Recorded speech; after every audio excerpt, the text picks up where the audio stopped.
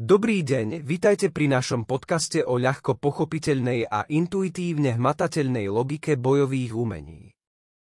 Dali sme si za úlohu priblížiť tieto veci v ucelenom kontexte, ako aj verejne ich prezentovať, pretože v bojových umeniach bývajú takéto myšlienky odsúvané tradíciou, osobnými preferenciami, ako aj interpretáciami. Sú to však veci, ktoré nás spájajú s realitou a z ktorých môže mať každý osobný úžitok.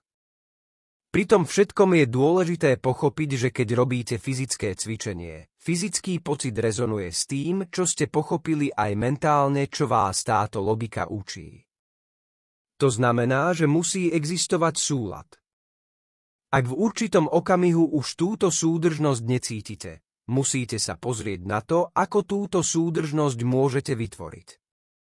Ale nepomôže viac trénovať, pretože nemôžem viac trénovať, neurobí to správnejšie, ak prístup predtým alebo spojenie nie je čisté. To je len úvod k našim podcastom, k rôznym témam, ktoré chceme teraz predstaviť. Prajeme vám veľa zábavy. Dobrý deň, vítam vás pri prvej téme nášho podcastu. Jednoduchá, zrozumiteľná a intuitívne hmatateľná logika bojových umení. Dnes chceme jednoducho definovať alebo predstaviť základný koncept, ústredný pojem, ktorý je v bojových umeniach menej prítomný a menej povrchný. Je to celkom jednoducho pojem úder.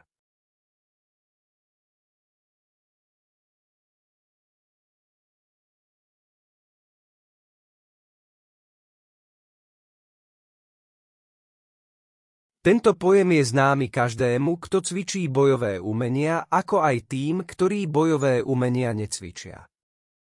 Ak ma zrazí auto, som zranený nárazom. Ak ma zasiahne lopta, aj tá má na mňa dopad.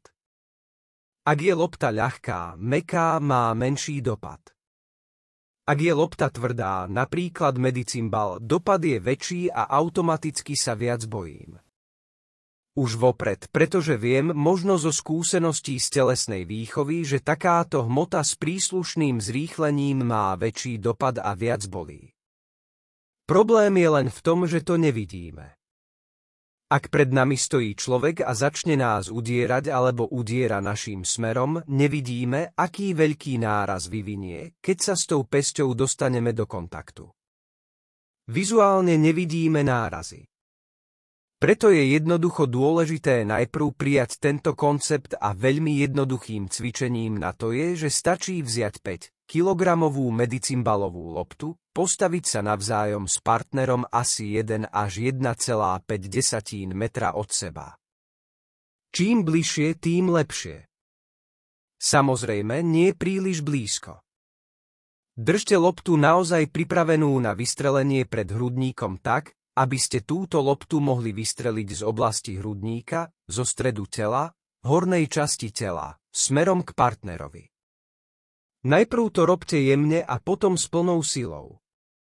Je dôležité, aby trajektória lopty bola čo najpriamejšia. Nedávajte partnerovi najavo, či to robíte s väčším alebo menším zrýchlením, aby sa tomu nemohol prispôsobiť. Porozprávajte sa, urobte si cvičenie navzájom a potom analyzujte, čo ste cítili, či ste sa cítili bezpečne a ako ste vnímali svoje telo. Či ste mali úplné totálne napätie hneď, ako na vás loptička mierila, alebo nie. Berte tieto drobnosti vážne, pretože sú tu.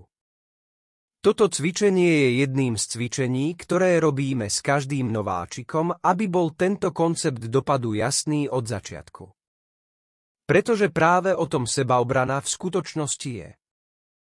Udržať úder od seba, ale zároveň vedieť vyvolať maximálny úder. Pretože ak nevieme, aký silný bude tento náraz na nás, v pravom zmysle slova nás zraní, nemôžeme sa riadiť žiadnym predpokladom alebo štatistikou, že z 10 útokov sú možno len 2 naozaj vážne. Pretože ak sa nám vypomstia len tie 2, potom je to zlé. To by vlastne malo byť logické zmýšľanie. Prajem vám veľa zábavy. Inak si stačí pozrieť videá na YouTube. Tam si môžete pozrieť toto cvičenie aj s bližším vysvetlením, o čo ide. Pretože úder je iný pojem, nie iný pojem, ale má to byť zjednodušený pojem pre bojové umenia, pretože za tým je pojem energia. Bavte sa.